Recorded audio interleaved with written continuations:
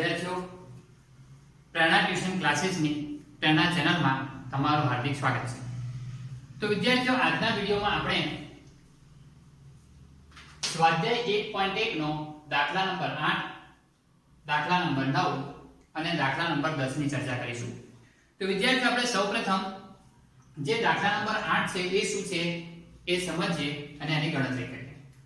તો વિદ્યાર્થીઓ, દાખલા નંબર 8 ની અંદર આપણને એમ કહેવામાં આવ્યું છે કે નીચે આપેલી કિંમતો a અને b માટે છે। મતલબ કે દરેક દાખલામાં a અને b નામની બે કિંમતો આપી છે, a અને b ની। તો a અને b માટે તમારે આ જે બાબત છે કે a ઓછા કૌંસમાં માઈનસ b બરાબર બીજી બાજુ છે a વત્તા b, તો તમારે આની ચર્ચા કરવાની છે। મતલબ કે ડાબી બાજુ અને જમણી બાજુની કિંમત સરખી આવે એ આપણે ચકાસવાનું છે। તો વિદ્યાર્થીઓ, આપણે જે કિંમત આપી છે એ પ્રમાણે આપણે પહેલા ડાબી બાજુ લેશું। અહીં કિંમત આપણને આપી છે વિદ્યાર્થીઓ, ડાબી બાજુ બરાબર a માઈનસ b। તો વિદ્યાર્થીઓ, a ની જગ્યાએ આપણે શું લખીશું 21 માઈનસ ના માઈનસ વિદ્યાર્થીઓ, અને આ જે માઈનસ નિશાની તો છે પણ b ની જગ્યાએ આપણે શું લખીશું વિદ્યાર્થીઓ 18।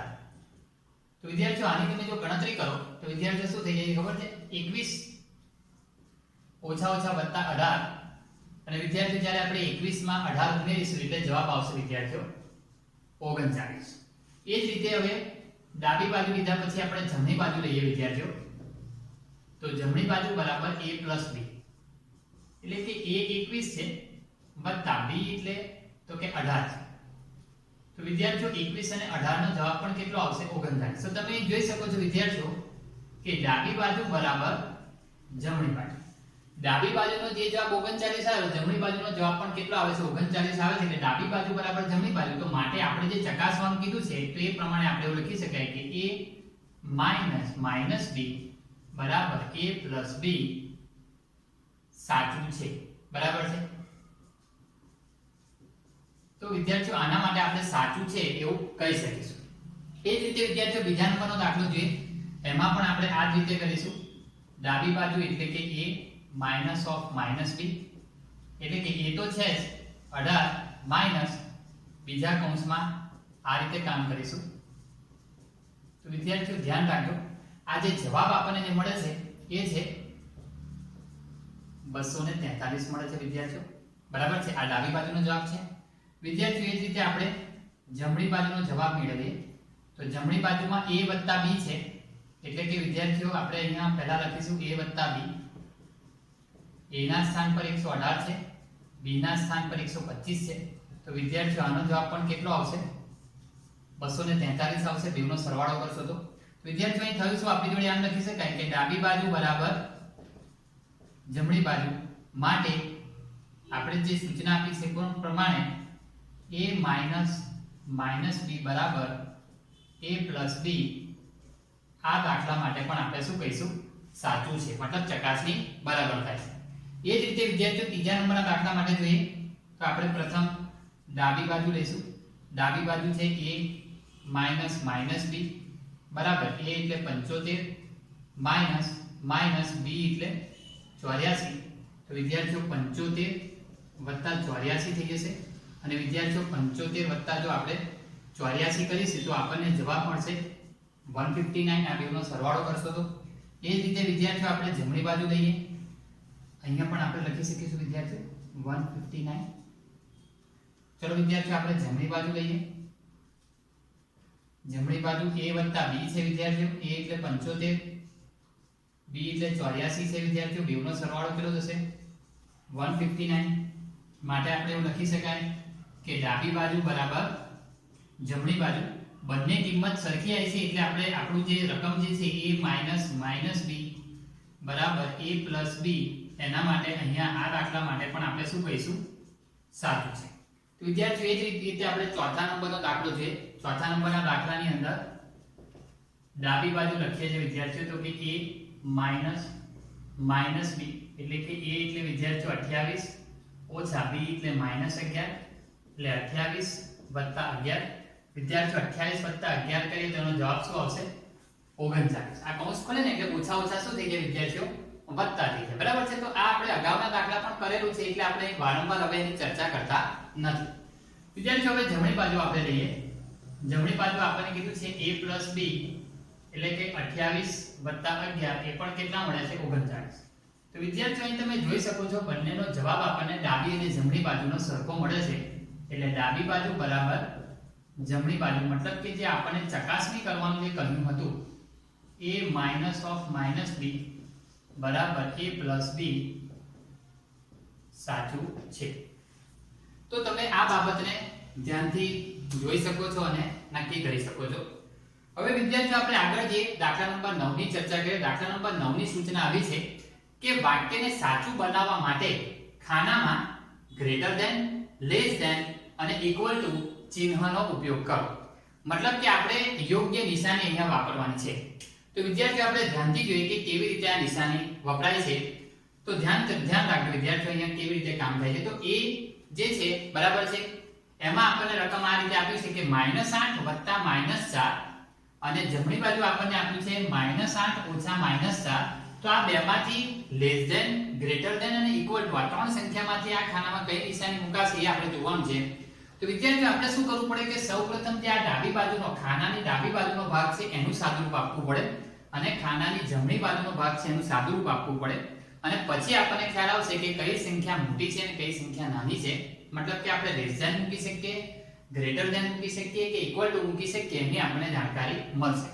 તો જો વિદ્યાર્થીઓ હું પહેલા ડાબી બાજુનો ભાગ લઉં છું. તો અહીંયા હું લખું છું ડાબી બાજુ બરાબર -8 + -4. વિદ્યાર્થીઓ આનો આપણને જવાબ કેવો મળશે? તો કે બંને ઋણ છે એટલે ઋણ પૂર્ણાંકનો સરવાળો ઋણ થાય એટલે જવાબ આપણને મળશે -5.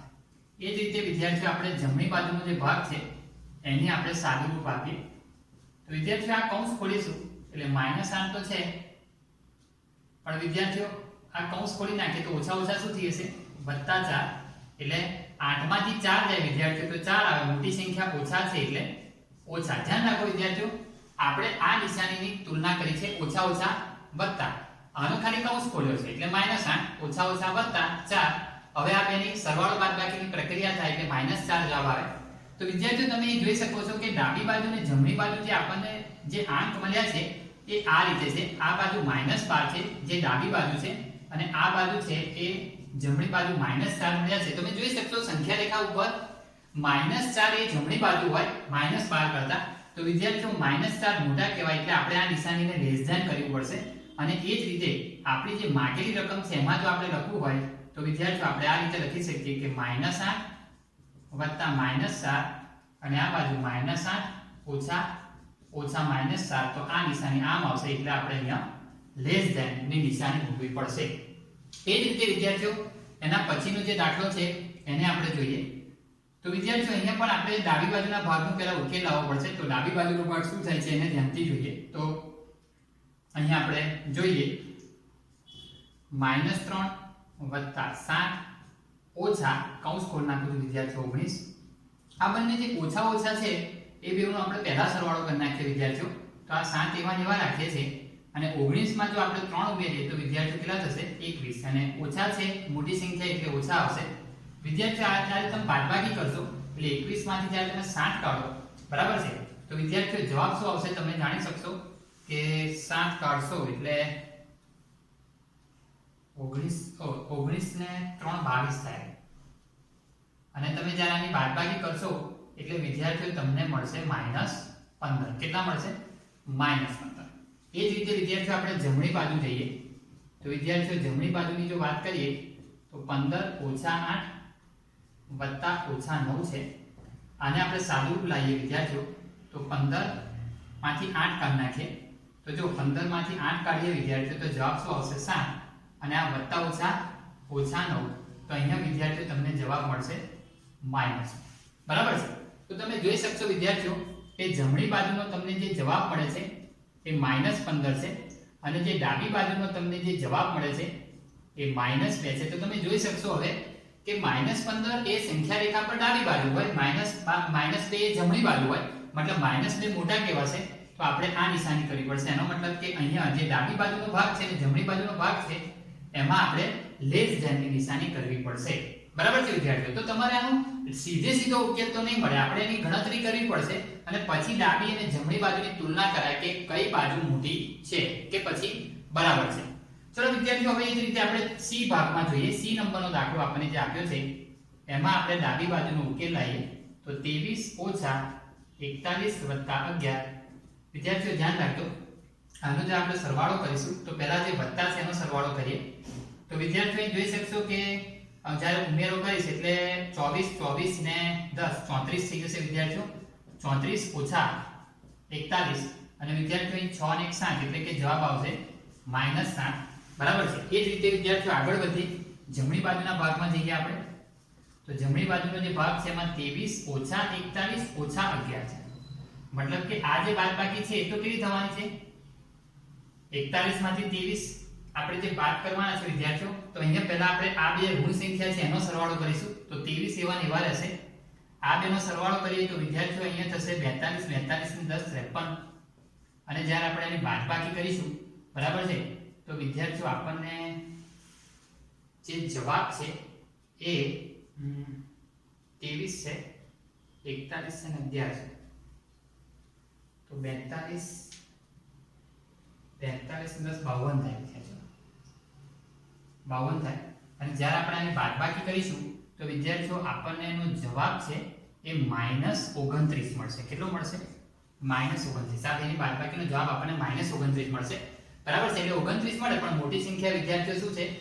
માઈનસ છે, એટલે આપણે અહીંયા -29 લખીશું. તો હવે તમે જોઈ શકશો વિદ્યાર્થીઓ કે જે જમણી બાજુ જે ડાબી બાજુનો જે ભાગ છે એનો જવાબ -7 મળે છે, જમણી બાજુનો જે ભાગ છે એ આપણને -29 મળે છે. હવે તમે જોઈ શકશો કે -7 છે એ જમણી બાજુમાં હોય સંખ્યા રેખા પર અને -29 ડાબી બાજુ હોય. બરાબર છે. સંખ્યા રેખા પર જ્યારે આપણે વિચાર કરીએ તો જે સંખ્યા -29 છે ડાબી બાજુ હશે, -7 છે જમણી બાજુ હશે. મતલબ કે જમણી બાજુ જે સંખ્યા મોટી હોય તો -7 મોટા કહેવાશે. તો વિદ્યાર્થીઓ આપણે અહીંયા ગ્રેટર ધેન ની નિશાની કરવી પડશે. તો આ ચોરસ ખાનામાં આપણે ગ્રેટર ધેન ની નિશાની મૂકવાની આવશે. એ જ રીતે વિદ્યાર્થીઓ આપણે ડી નંબરની જે આકૃતિ ડી નંબરની જે રકમ છે એમાં જોઈએ તો વિદ્યાર્થીઓ એની અંદર પણ આપણે ડાબી બાજુનો જે ભાગ છે એનું સાદુરૂપ આપવું પડે. એટલે કે 39 -24 અને 15. જ્યારે આપણે એનો ઉકેલ લાવીએ વિદ્યાર્થીઓ તો તમે ધ્યાનથી જોજો કે હું શું કરું છું, પહેલા નિશાની ઉકેલું છું. એટલે કે 24 -15. વિદ્યાર્થીઓ આ માઈનસ સંખ્યા છે એનો આપણે સરવાળો કરી નાખીએ તો આપણા માટે કામ સરળ થઈ જાય. તો આ પણ થઈ જશે 39. 39 માંથી 39 જશે એટલે વિદ્યાર્થીઓ શું થઈ જશે? 0. એ જ રીતે આપણે વિદ્યાર્થીઓ જમણી બાજુના ભાગને ઉકેલીએ તો જમણી બાજુના ભાગની અંદર 36 વત્તા -52 ઓછા 36 છે. તો વિદ્યાર્થીઓ તમે જોઈ શકશો કે આની અંદર આપણે આ 36 નિશાની જો આપણે ખોલી કાઢીશું તો વત્તા ઓછા ઓછા 52 અને ઓછા ઓછા વત્તા 36. 36 ને 36 વિદ્યાર્થીઓ કેટલા થશે? 72 થશે ઓછા 52. જ્યારે આપણે એની બાદબાકી કરીશું તેનો જવાબ આપણને 20 પડશે. તો વિદ્યાર્થીઓ એ જ રીતે આપણે જોઈ શકીએ છીએ કે ડાબી બાજુ બરાબર જમણી બાજુ. બરાબર છે. ડાબી બાજુ અને જમણી બાજુ સરખી થાય છે માટે આપણે શું કહી શકીએ વિદ્યાર્થીઓ કે અહીં ચકાસણી જે કરવાની છે એમાં આ રીતે લખી શકીશું કે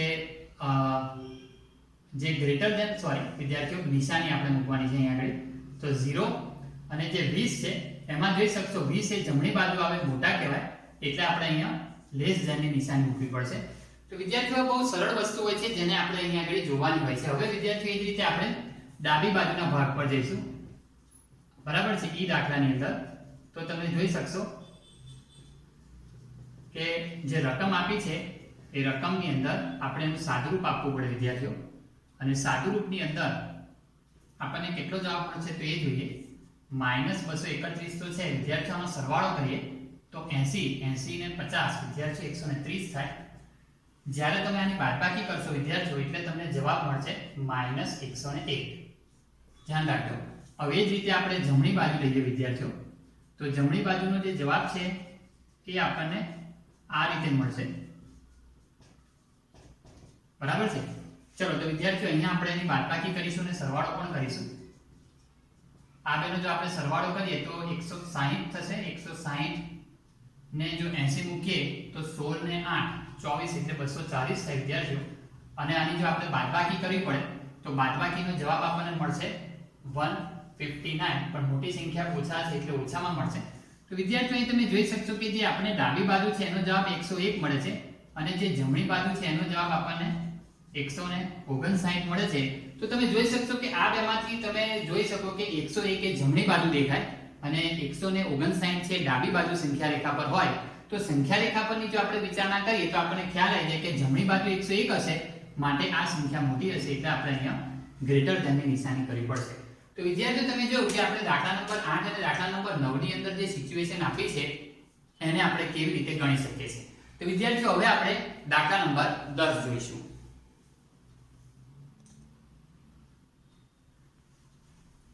તો વિદ્યાર્થીઓ આપણે અહીંયા 10મા નંબરના દાખલાની રકમ લખી છે, ધ્યાનથી જોજો. આમાં આપણને એમ કહેવામાં આવ્યું છે કે એક વાંદરો છે, એ વાંદરો પાણી પીવા માટે ટાંકીની અંદર ઉતરે છે અને વિદ્યાર્થીઓ ટાંકીની અંદર પગથિયા છે. મતલબ કે જો વાંદરો પહેલા પગથિયા પર છે તો ત્યાંથી એને 9 પગથિયા એટલે કે 9મા પગથિયે પાણીનું સ્તર છે. મતલબ કે એને પાણી પીવા માટે નીચે તરફ જવાનું છે, બરાબર. પણ એને કેટલા પગથિયા ઉતરવા પડે વિદ્યાર્થીઓ? 9 પગથિયા. મતલબ કે 9મા પગથિયે બેસે તો એને પાણી પીવા મળે. તો વિદ્યાર્થીઓ એના માટે આપણને અહીંયા જે દાખલાઓની સિચ્યુએશન આપી છે એને આપણે સમજવાનું છે. તો મૂળ ભાવ એનો શું છે? દાખલાનો આખો ભાવ આ છે કે પાણી પીવા માટે વાંદરો છે પહેલા પગથિયાથી નીચે ઉતરે છે અને 9મા પગથિયે પાણી પીવે છે. ત્યારબાદ પાણી પીધા પછી એ ઉપર તરફ આવી અને પહેલા પગથિયા પર પાછો આવે છે. તો વિદ્યાર્થીઓ આપણે એ બાબતના માટેનો અહીંયા એક દાખલો છે, એને હવે સમજીએ. તો જો વિદ્યાર્થીઓ, નંબર 1, હવે વાંદરો છે એ પહેલી પરિસ્થિતિમાં શું કરે છે? એ નીચે તરફ પાણી પીવા જાય છે. તો એ શું કરે છે કે એક કૂદકામાં 3 પગથિયા નીચે ઉતરે. મતલબ કે જો પહેલા પગથિયા પર હોય તો વિદ્યાર્થીઓ એક કૂદકામાં નીચે ઉતરે છે. એક કૂદકામાં નીચે ઉતરે એટલે કે ચોથા પગથિયા પર આવે અને એ ચોથા પગથિયા પર આવે ત્યાંથી પાછું શું કરે છે? ઉપર તરફ પાછા 2 પગથિયા ઉપર આવે છે. એટલે લખ્યું છે પછીના કૂદકામાં 2 પગથિયા ઉપર આવે છે. તો વિદ્યાર્થીઓ આ રીતે જ્યારે પગથિયા કૂદતો જાય, મતલબ કે 4 પગથિયા 3 પગથિયા નીચે કૂદકો મારે, 2 પગથિયા ઉપર કૂદકો મારે, ફરી પાછો 3 પગથિયા નીચે તરફ જાય, 2 પગથિયા ઉપર તરફ આવે, 3 પગથિયા નીચે તરફ જાય, 2 પગથિયા ઉપર તરફ આવે. તો આમ કરતા કરતા એ કયા કૂદકે, મતલબ કે એવા કેટલા કૂદકા મારવા પડશે ત્યારે પાણીના સ્તર એટલે કે 9મા પગથિયે પહોંચશે. તો વિદ્યાર્થીઓ એના માટે આપણે અહીંયા એક કોષ્ટક બનાવીએ છીએ અને એની સમજ મેળવીએ છીએ. તો વિદ્યાર્થીઓને ધ્યાન રાખજો, અહીંયા લખીશું આપણે કૂદકાની સંખ્યા અને અહીંયા લખીશું આપણે પગથિયાની સંખ્યા. ખૂબ જ સરળ છે વિદ્યાર્થીઓ, આમાં કોઈ નવી વસ્તુ નથી, બરાબર છે. તો જ્યારે આપણે કૂદકાની સંખ્યા કહીશું તો જ્યારે આપણે સમજીએ કે જ્યારે પહેલો કૂદકો મારશે, કારણ કે પહેલા પગથિયા પર છે, ત્યારે કૂદકો મારશે એટલે કયા પગથિયા પર પહોંચશે વિદ્યાર્થીઓ? ચોથા નંબરના પગથિયા પર, બરાબર છે. કારણ કે પહેલા પર હોય તો 3 પગથિયા નીચે કૂદકો મારે એટલે ચોથા પર જશે. હવે વિદ્યાર્થીઓ જ્યારે બીજો કૂદકો મારે છે તો બીજો કૂદકો એ કઈ તરફ મારે છે વિદ્યાર્થીઓ? ઉપર તરફ. મતલબ એ 4 માંથી 2 પગથિયા ઉપર આવશે એટલે 4 માંથી 5 અને 5 માંથી કયા પગથિયા પર આવી જશે? પાછો ચોથા પગથિયા હોય તો 3 અને 3 પછી 2 એટલે કે 2 પગથિયા પર પાછો આવશે, બરાબર છે વિદ્યાર્થીઓ. મતલબ કે 3 પહેલા પગથિયાથી 3 પગથિયા નીચે ગયો, બરાબર છે. હવે ત્યાંથી એ જે ચોથા નંબરના પગથિયા પર આવ્યો, બરાબર છે, ચોથા નંબરના પગથિયા પર, તો ત્યાંથી એ 2 પગથિયા ઉપર કૂદકો મારે એટલે 4 માંથી 2 બાદ કરો એટલે કેટલા થઈ જાય વિદ્યાર્થીઓ? 2. હવે વિદ્યાર્થીઓ આ જે છે આ પગથિયા ઉપર વાંદરો ઊભો છે, ત્યાંથી એ શું કરે છે? ત્રીજા નંબરનો કૂદકો મારે છે. મતલબ કે આ સ્થાનથી હવે પાછા 3 પગથિયા નીચે તરફ જશે. મતલબ કે નીચે તરફ જેટલા જાય એ 3 પગથિયા કૂદકો મારે અને ઉપર તરફ આવે એમાં 2 પગથિયા આવે. તો વિદ્યાર્થીઓ 2 પર છે એ 3 પગથિયા નીચે કૂદકો મારશે તો હવે ક્યાં આવશે? તો કે 3, 4 અને 5મા નંબરના પગથિયા પર આવશે, બરાબર વિદ્યાર્થીઓ. હવે ધ્યાન રાખજો, હવે 5મા નંબરના પગથિયા પરથી વાંદરો શું કરશે? 2 પગથિયા ઉપર આવશે એટલે કે ચોથા નંબરનો કૂદકો મારશે અને 2 પગથિયા ઉપર આવશે એટલે 5 માંથી 2 કાઢો, બાદ કરો વિદ્યાર્થીઓ એટલે કેટલા થઈ જશે? 3, બરાબર. હવે વિદ્યાર્થીઓ 5મા નંબરનો કૂદકો મારશે, બરાબર છે. 4 પછી 5મા નંબરનો કૂદકો એ કઈ તરફનો હશે? નીચે તરફ. મતલબ કે ત્રીજા પગથિયાથી નીચે તરફનો કૂદકો મારશે. કેટલા પગથિયા નીચે તરફ જશે પાછો? 3. એટલે કે 3 ને 3 વિદ્યાર્થી કેટલા થશે? 6. એટલે કે છઠ્ઠા નંબરના પગથિયે પહોંચશે. હવે જ્યારે છઠ્ઠા નંબરના પગથિયે પહોંચશે એટલે ફરી પાછું એ શું કરશે? એ છઠ્ઠા નંબરનો કૂદકો મારશે ઉપર તરફ જવા માટે.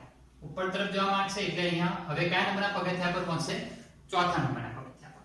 હવે જ્યારે વિદ્યાર્થીએ 7મા નંબરનો કૂદકો મારશે, બરાબર છે, ત્યારે ફરી પાછો શું કરશે? ચોથા નંબરના પગથિયા પરથી 3 કૂદકા નીચે મારશે એટલે પાછો કયા નંબર પર આવી જશે? 7 નંબર. વિદ્યાર્થીઓ આગળ જો, હવે 8મા નંબરનો જ્યારે કૂદકો મારશે ત્યારે ઉપર તરફનો કૂદકો હશે. ઉપર તરફનો કૂદકો હશે એટલે કે 7માંથી 2 બાદ થશે એટલે વિદ્યાર્થીઓ અહીં 5મા નંબરના પગથિયા પર આવશે. હવે વિદ્યાર્થી 9મા નંબરનો કૂદકો મારશે ત્યારે 5 પગથિયાથી નીચે તરફ જશે. નીચે તરફ પાછા કેટલા પગથિયા? 3 એટલે કેટલા થઈ જશે વિદ્યાર્થીઓ? અહીંયા 8 થઈ જશે.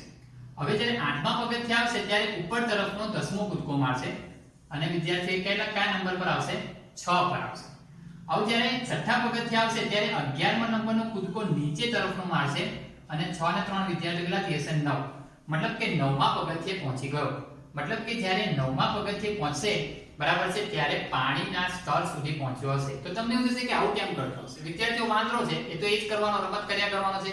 આપણે જો મજાકની રીતે સમજીએ તો, પરંતુ આપણને જે દાખલાની સિચ્યુએશન આપી છે વિદ્યાર્થીઓ, આપણને એમાં જે દાખલાની અંદર કૂદકાની સંખ્યા આપી છે કે 3, જ્યારે વાંદરો નીચે તરફ જાય છે, બરાબર છે, કે 3 કૂદકા નીચે મારે છે અને ઉપર તરફ આવે છે ત્યારે 2 કૂદકા ઉપર મારે છે. તો એ પદ્ધતિ પ્રમાણે આખા કૂદકાઓ અને પગથિયાની ગણતરી કરવી પડે. બરાબર છે વિદ્યાર્થીઓ? તો આ રીતે તમે જોઈ શકશો. તો આપણે જવાબમાં લખી શકીએ છીએ વિદ્યાર્થીઓ, અહીંયા જવાબમાં હું લખીશ કે આમ વાંદરો, ધ્યાન રાખજો, આમ વાંદરો 11 કૂદકા મારીને પાણી પીવાના સ્તર સુધી પહોંચશે. તો વિદ્યાર્થીઓ તમે જો કે ખૂબ જ સરળતાથી આ દાખલો આપણે ગણી શકીએ છીએ, પણ આમાં જે કૂદકા મારવાની જે સિચ્યુએશન છે એને તમારે સમજવાની છે. બરાબર છે? ચલો વિદ્યાર્થીઓ, આપણે ફરીથી એકવાર એનો બીજો જે ભાગ છે એ જોઈએ. હવે જ્યારે શું કરે છે? 9મા સ્તર ઉપર પહોંચી જાય છે, 9મા પગથિયા પર પહોંચી જાય છે, પાણી પી લે છે. હવે પાણી પીને વાંદરો પાછો ઉપર આવે છે, પણ ઉપર આવવાની પ્રક્રિયામાં પણ એ જ રીતે આ ઉપર નીચેના કૂદકા મારે છે. પણ એ પગથિયા કેટલા મારે છે એ જુઓ. તો વિદ્યાર્થીઓ શું કરે છે? પાણી પીધા પછી 4 પગથિયા ઉપર તરફ, મતલબ કે 9મા પગથિયા પર હોય તો 9મા પગથિયાથી 4 પગથિયા ઉપર કૂદકો મારે. બરાબર છે?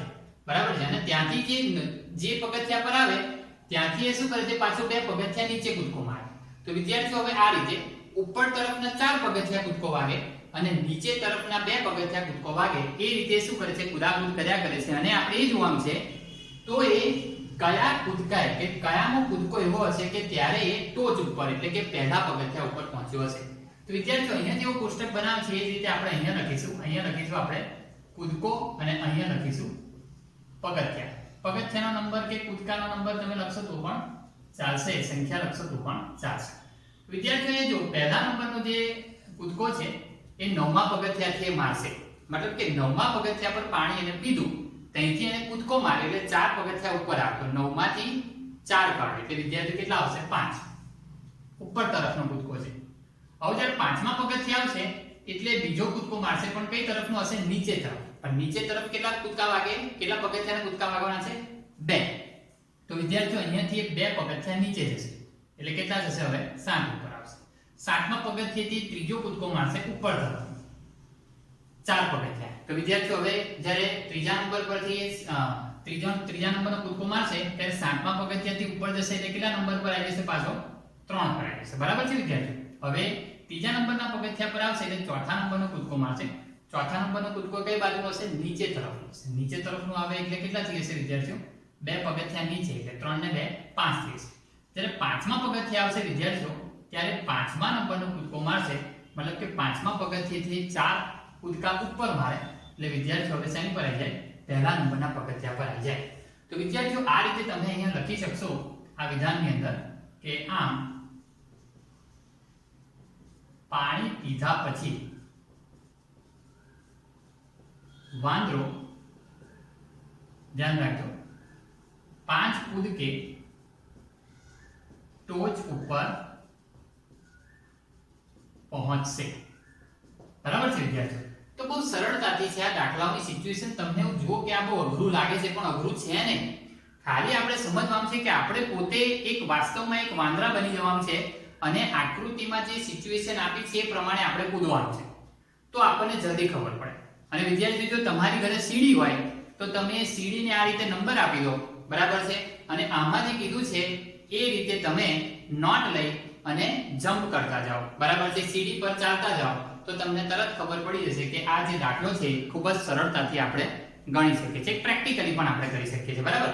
હવે વિદ્યાર્થીઓ આપણને જે ત્રીજા નંબરનું જે આ દાખલાની અંદર જે ત્રીજો ભાગ આપ્યો છે એમાં આપણને આવું કીધું છે કે નીચેના પગથિયાને ઋણ પૂર્ણાંક વડે દર્શાવીએ, મતલબ કે નીચે તરફ જે પગથિયા જાય છે, મતલબ નીચેનો જે કૂદકો વાગે છે એને જો આપણે ઋણ પૂર્ણાંક તરીકે દર્શાવીએ અને ઉપર તરફના પગથિયાની સંખ્યાને જો આપણે ધન પૂર્ણાંક તરીકે દર્શાવીએ તો તેની ચાલને દર્શાવવા માટે ભાગ 1 અને ભાગ 2 દ્વારા નીચેની બાબતો પૂર્ણ કરો। તો આપણે -3 + 2 -3 + 2 મતલબ આ સમજવાનું છે કે આ કેવી રીતે પ્રક્રિયા થાય છે। તો આ વિદ્યાર્થીઓ કૂદકાની સંખ્યા છે।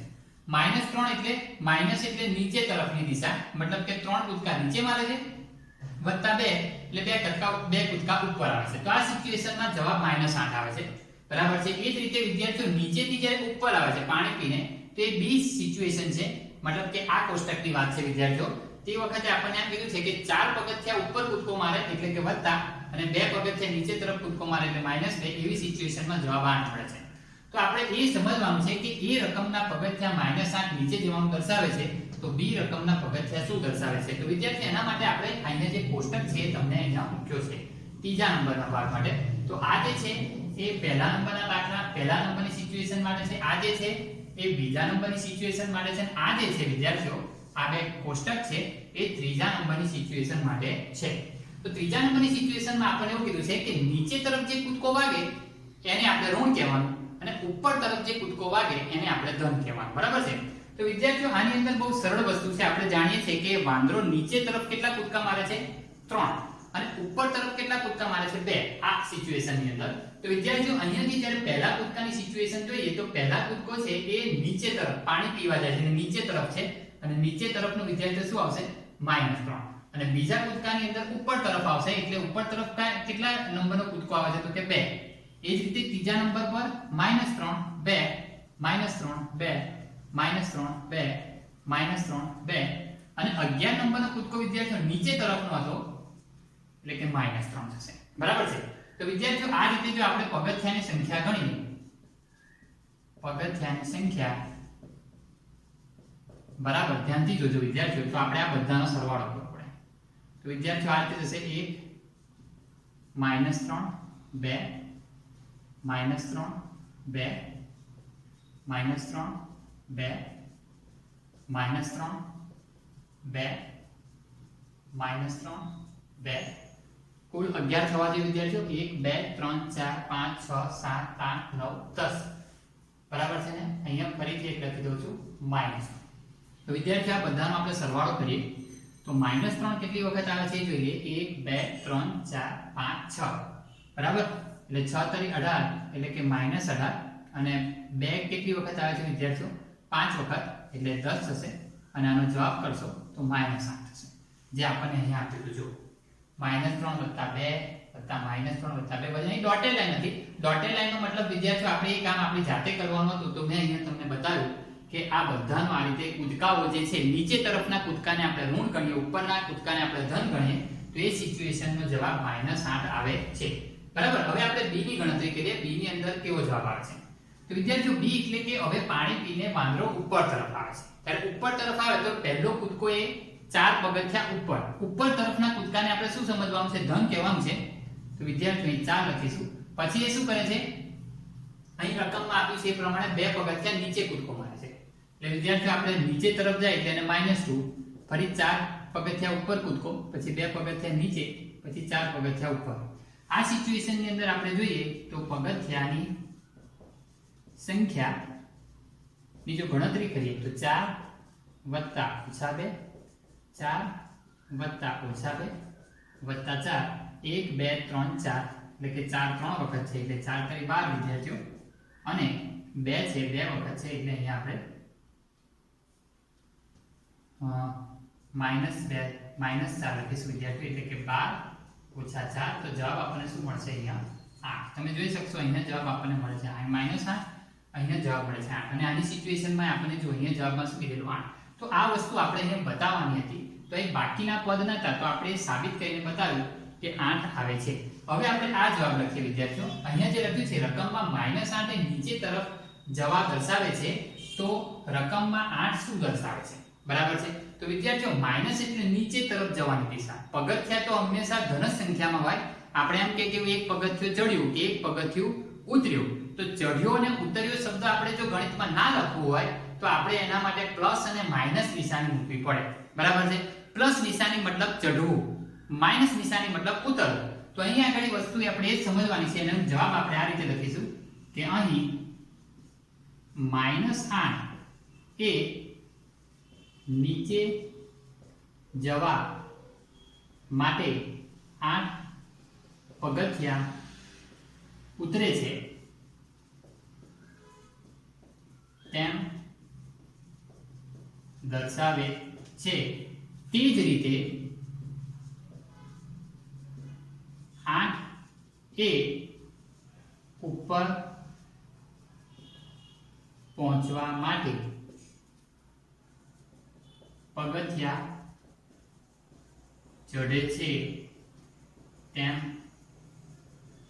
દર્શાવે છે. તો વિદ્યાર્થીઓ તમે જોયું કે આ જે સિચ્યુએશન છે, બરાબર છે, એ ખૂબ જ સરળ છે. દાખલો તમને ઘણો મોટો લાગશે, બરાબર છે, પરંતુ વિદ્યાર્થીઓ ખૂબ સરળ દાખલો છે. જો આ દાખલો તમે 2 કે 3 વખત પોતાની જાતે કરવાની પ્રેક્ટિસ કરો તો વિદ્યાર્થીઓ તમને ખૂબ જ સરળતાથી આ દાખલો આવડી જશે. તો વિદ્યાર્થીઓ આ વિડિયો તમને પસંદ આવ્યો હોય તો સબસ્ક્રાઇબ અને લાઈક જરૂરથી કરજો. આવજો.